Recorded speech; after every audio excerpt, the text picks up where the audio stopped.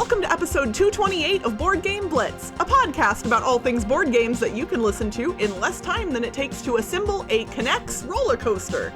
Board Game Blitz is sponsored by Gray Fox Games. This week, we're talking about simple versus complex games.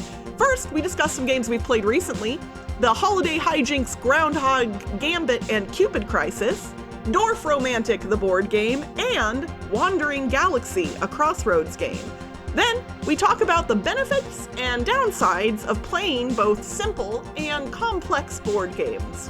And now, here are your hosts, Ambie and Crystal. Before we start the episode, we have an announcement. We have a new merch store. So a couple of months ago, we had a new TeePublic store, but now we have like a separate merch store through that, but it's like at our domain. So merch.boardgameblitz.com. You can go there to see so fancy. all of our designs. Yeah. And with that, we have a new design. And by we, I mean my 5-year-old son, one of my kids, made another t-shirt design with board game components. It's very mixed media. He like drew a picture, cut out some things and taped them on, and then also put like meeples and cubes on top of it as a mosaic. And it's like skeleton pirates. So if you're interested in that. It's very niche, but it's adorable. Yeah. And you can check out our other designs too. He's made a sugar skull mosaic as well. And then we have other designs that have not been made by 5-year-olds. Yeah. And I guess if anybody out there, wants to see more merch and has ideas like for concepts they would love to see us make in our merch store, let us know. Hit us up on social media or in our Discord. And Ambie has become, Ambie's always been very talented at just about everything, but like your artistic skills, I feel, have leveled up over the years. And well, I used to do art like in high school and stuff, but I just haven't in a long time. And so I have some more time for it now when my kids are in art class. They went to art class. And so like, I was like, oh, I can do this while I'm waiting in the car for them. Yeah, that's awesome. So I'm loving it. Recently, I played 2 more Holiday Hijinks games, which we've talked about before. These are 18-card escape room games published by Grand Gamers Guild and designed by Jonathan Schaffer. I played the Groundhog, Gambit, and the Cupid Crisis, themed around Groundhog's Day and Valentine's Day, respectively. Which Groundhog's Day will have just passed when this episode comes out. So that's the timing is very nice. Yeah. And Valentine's Day is just around the corner. Yeah. Yeah. So the Groundhog one is a 120-minute mystery for 1 or more players. And the Valentine's Day one is a 60-minute mystery for 1 or more players. Usually they're 60 minutes. But yeah, the Groundhog Day one is longer. It has the same number of cards, still 18 cards, but reuses them in interesting ways. So I thought that was really neat. I did have to use some hints on it, but I enjoyed it. And then Cupid Crisis, I enjoyed that one too. I think the Cupid Crisis was more word puzzle focused and the Groundhog Gambit seemed more like different types of logic puzzles, but both of them have a mixture of puzzles like all of the Holiday Hijinks do. In the Cupid Crisis, the last puzzle for me actually felt almost like an aha moment. When I play puzzle video games, like an aha moment is like when you go, aha!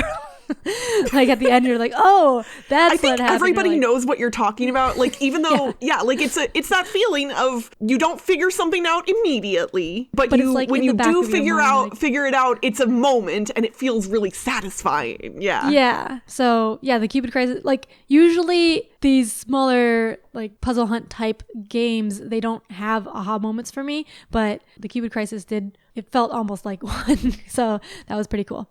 And yeah, I didn't want to go into spoilers, so those were quick reviews of those. But I did also play... So have you seen the movie Groundhog's Day? Yes, I did see it last year for the first time. Oh, nice! It is my partner Dan's favorite movie of all time, so... I had seen it many times before he and I got together, but we've definitely watched it since then as well, and there were definitely nods to the movie in the game. Yep. I also wanted to talk about Dorfromantik, the board game, which I played just one play. So Dorfromantik, the board game, is based on the video game, which is like a board gamey tile-laying video game, but this is designed by Michael Palm and Lucas Zock and published by Pegasus Spiel in 2022. This is a cooperative tile laying game. You have little hex tiles with different features on them, like a village or a forest, or there's a river and a railroad track. And you have to like place them next to other hexes. And you want to line up the railroad tracks. You have to line up the railroad tracks and line up the rivers. But other features don't have to be connected, but you kind of want them to sometimes because you're trying to fulfill these tasks. So each time you have to have 3 tasks at a time. If you flip over a task tile, it'll say like the feature that the tile has, and you flip over it is a number 4, 5, or 6. So you want that many of that feature connected. And so when you have exactly that many connected in that region, then you get to complete the task. And so you're trying to get through all of the tasks. And then you also get points for how long your longest railroad and longest river are. It's also a campaign, or like you unlock things. So kind of campaign game with like achievements and stuff, which kind of feels video gamey because it is based on a video game. But like after we play the game, you get points for like how well you do it, and you get to mark off little check boxes on this campaign sheet. And then you open a box when you get to that part, and there's like branches of the tech tree. So you open box and you get new tiles and get new achievements that you can get. And so it's like if you get this score or something, then you get an achievement. So that's kind of cute. We only played 1 game though. But yeah, it felt like a very casual, chill solo/co-op game. There's no hidden information. So it's just like on your turn, you flip over the next tile and then place it, and everyone can like cooperate. So it's like a solo game played cooperatively, kind of.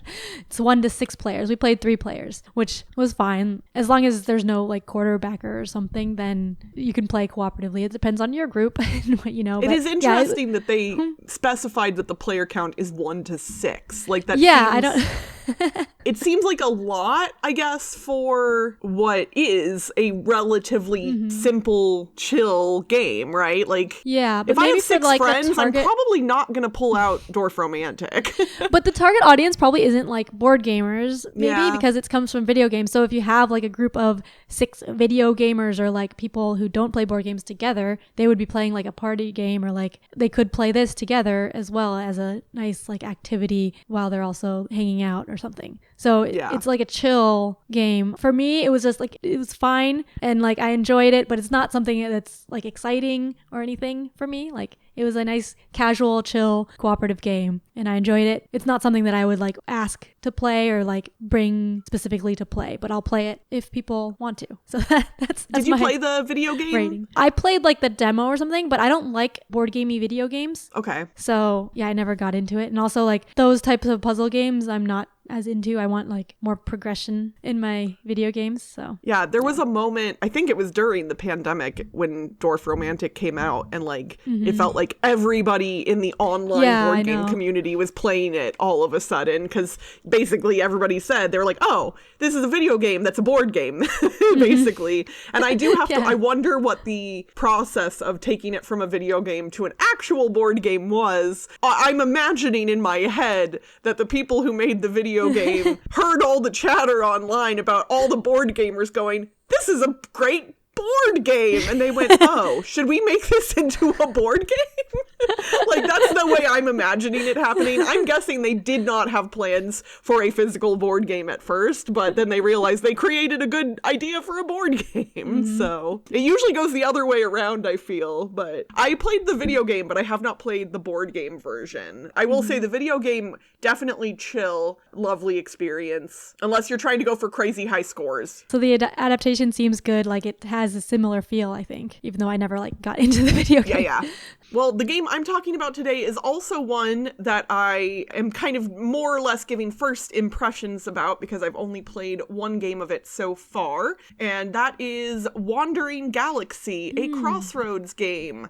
So this is the new Crossroads game from Plaid Hat Games, designed by Jerry Hawthorne. You all are probably very familiar with the fact that I love most of the stuff that Plaid Hat Games comes out with, and especially their Crossroads games, which over time have just gotten better and better and better generally. Like, it feels like there are some board game publishers who find a winning idea for like a type of board game, and then they kind of like hammer it to death, and by the end by the end of the series you're like, I don't need 800 versions of Azul. Like, no hate to Azul, I really like Azul and some of its versions, but with the Crossroads series, the very first one, Dead of Winter, came out so long ago now, and the series has really grown and changed and evolved. It hasn't stayed stagnant, and the way Crossroads work within their games has changed. So this is closest to their more recent games, Forgotten Waters and Freelancers, both of which I've talked about on the show previously. Freelancers was my favorite game of 2023. And I would not be surprised if Wandering Galaxy ends up near the top of my list for 2024. Obviously, having only played one game of it so far, I cannot definitively say that, but where Freelancers was a one-off game, Wandering Galaxy, while you do have the ability to play one-off games, it also has a campaign.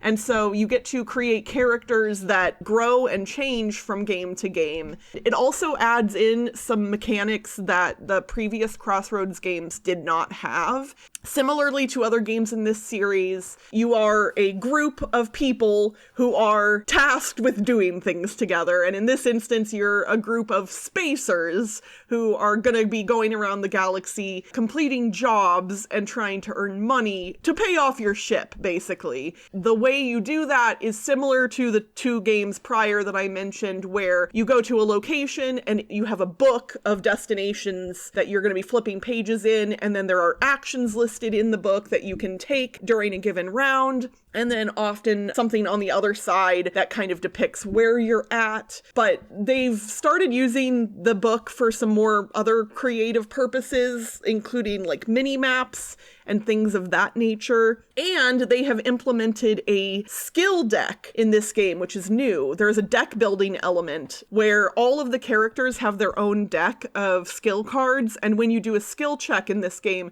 you're flipping cards over from your deck and looking for the right icons for that particular skill check. And as the games progress, you get to add and remove cards from your deck to make it better, like any deck building game. So it's a little more customizable in that way, and you will get to improve and grow throughout the experience, which I think is a really neat addition. Similarly to the other two games, it also has some humor in it. It uses a web app to facilitate the game, and there is voice acting, which is done really well, and there's a lot of humor in how the writing is completed. It is not as crass as Freelancers was. Freelancers was, I would say, you don't want to play with children. This one, so far, would be probably okay to play with kiddos. It does say age 14 plus though, so there might be content coming that is a little more adult in nature that I haven't run into yet. But yeah, like, this game is a mash of so many mechanisms, and yet it works. Like, there's real time, there's worker placement, there's deck building, there's pick up and deliver, there's, oh my gosh, I'm missing things. Like, it is so many different things all at once, and yet it works. And I don't know, this series it's something I really enjoy. So, like I said, I've only played the first game of the campaign so far, but it's going really well. You look like you want to say something. No, I mean, I'm glad that the series is still good and getting, because like I still have only played Dead of Winter and then like one partial game of Gen 7, and Gen 7 was not... Yeah, Gen 7, what's funny, I actually own Gen 7, but I've never played it. I will admit that when it came out and the reviews were not great, I didn't pick it up. But then I was buying games online at one point, and it was like heavily discounted on some site. I think I got it for it was like a small enough amount that I think I would be embarrassed to say how much I purchased that game for. And I have not played it yet, but the price was so low that I was like, I have to do it. Even if I only open the box and look through everything, it'll be worth it. Use the components for something else. The idea of Gen 7 was fascinating to me. And I'm sad that whatever the experience ended up being didn't quite nail it, I guess, for most people. But yeah, part the of idea it, I think, was on... the rule book was not good. I think that actually brings up something interesting, because these games, because there's a lot going on, they can be a little bit weird to learn.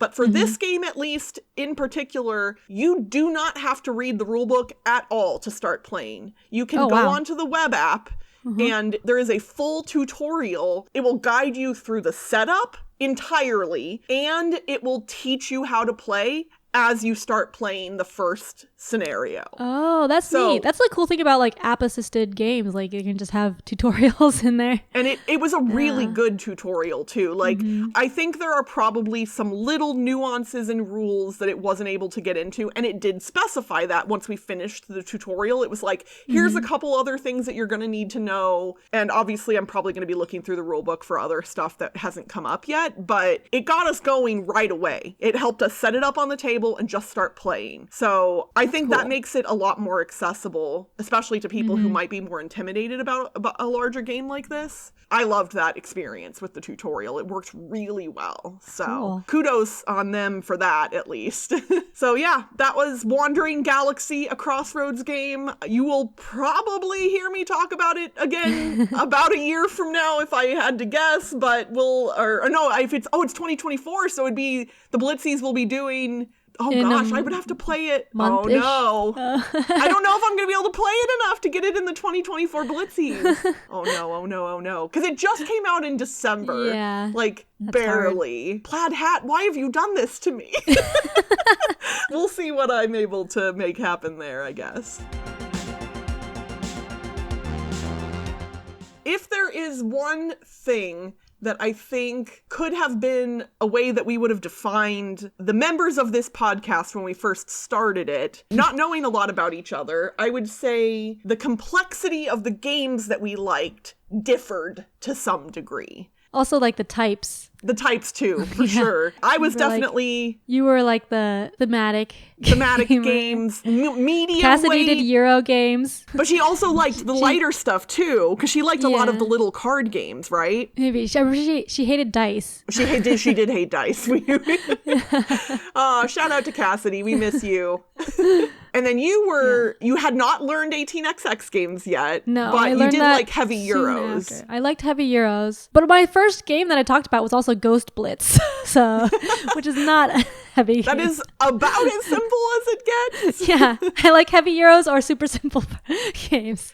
Well, and that is a really good lead-in to our discussion today, which is simple games versus complex games, because I do think there are people within the board gaming community who will try and gatekeep to some degree and argue that games of a certain simplicity are inherently worse than other games or don't have as much value. And obviously we are not those people, but I kind of wanted to have a discussion about where simple games and complex games both can live and what the benefits and downsides of both of those categories are. Yeah, they're both. I mean, I don't play a lot in the middle tier anymore.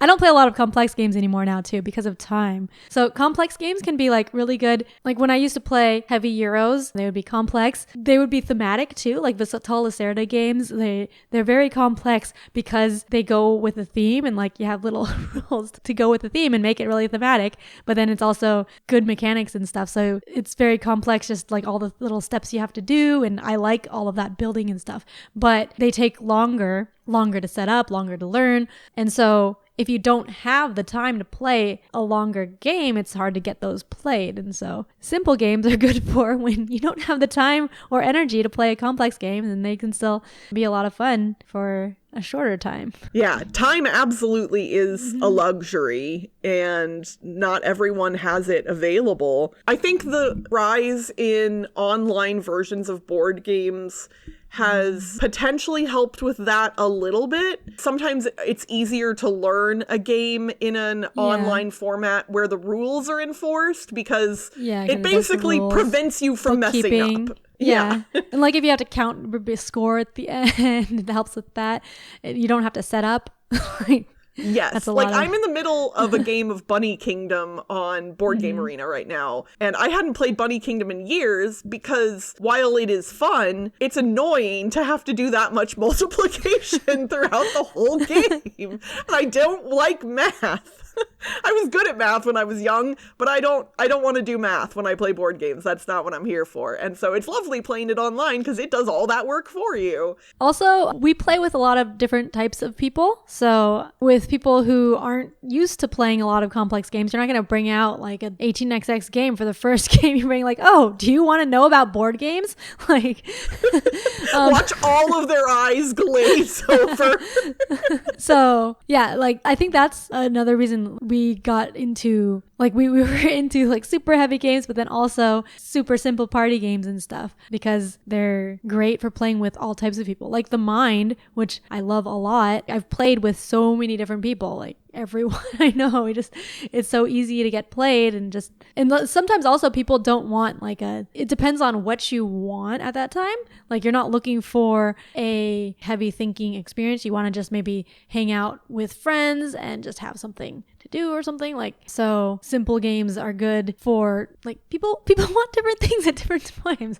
That's really a good point, because if you ask the question to anybody who plays board games, like, why do you play board games? You will get a variety of different answers. And even from the same person, you could get multiple answers, right? Like, for me personally, I play board games because I find them to be fun, because I think they stretch my brain in interesting ways and keep it pliable, which as I get older will become more important.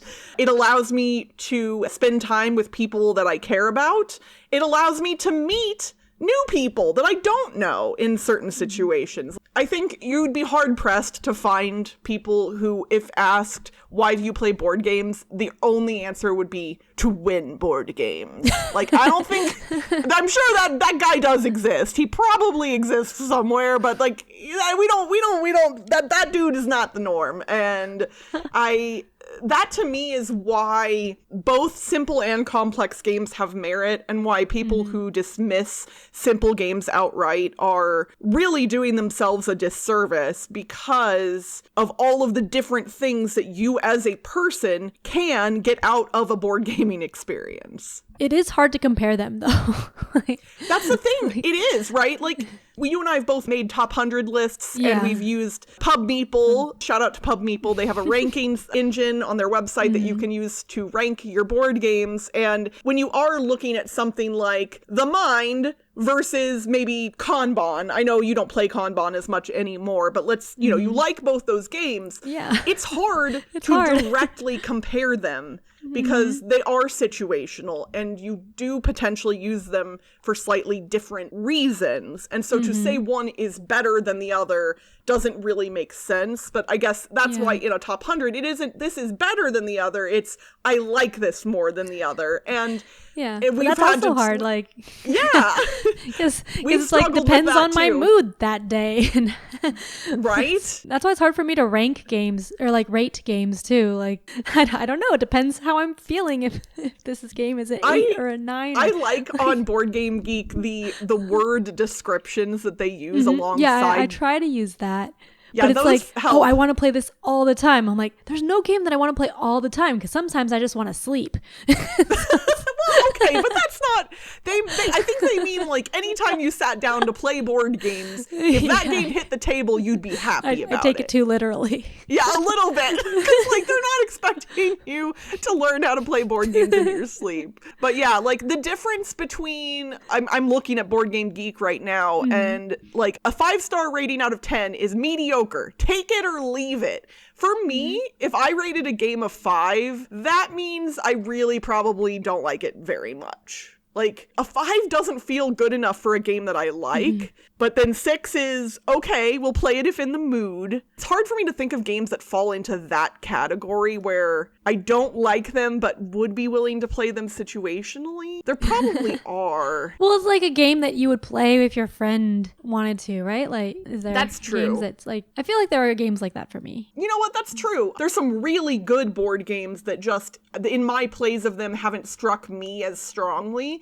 But my friends enjoy them, so I would totally sit down and play them again. I think Obsession is probably a good example of that. I know a lot of people really love Obsession, and I didn't dislike it, but nothing about it really grabbed me and made me want to play it again. But Kathy loves Obsession, so if she came over with it and wanted to play, I'd play it in a heartbeat. Like, that would be fine. And I'm sure she's packing it up and coming over to my house right now as she listens to this. But yeah, I mean, rankings and ratings are all subjective and arbitrary, right? They mean things until they don't, and then it's the meaning is only what you prescribe to it, and if you don't attach meaning to something, then it doesn't really matter. But I do think that gamers who are more open-minded about the types of gaming experiences that they're willing to potentially have are likely to have more opportunities come their way. It doesn't necessarily mean that they're better or that their game sessions are significantly improved over other people, because there are people who are like, I'm a career, Star Wars X-Wing player, and that is all I play and that is all I want. Yeah, and if fine. that's what somebody wants to do, that's totally fine. There's nothing wrong with that. But I do think that there is value in being willing to go outside of the things that you are most familiar with and most comfortable with. And sometimes you'll explore and you'll go, oh no, I want to go back in my cozy cave. And that's that. And that's it for this week's Board Game Blitz. Visit our website, boardgameblitz.com, for more content and links. This episode was sponsored by Grey Fox Games. Mark February 25th on your calendar now, because that's when Champions of Midgard's 10th Anniversary Collector's Edition is coming to Kickstarter. And as always, Blitzketeers get a special offer when shopping at greyfoxgames.com. Use the code BLITZ10 at checkout to get 10% off your entire cart, including exclusives. Join the Blitzketeer community on Discord for game nights, discussions, and more by following the link in the show notes. Support the show by leaving us a rating and review on your podcast provider. And if you like us a lot and want to support us monetarily and get some cool perks, check out our Ko-fi at ko-fi.com/boardgameblitz today. Our theme song was composed by Andrew Morrow. Until next time, but she found me in the ballroom. It wasn't me. Saw me carrying the lead pipe. It wasn't I me. even found a secret passage. It wasn't me. How did she catch me in the study? It wasn't me. Bye, everyone! Bye!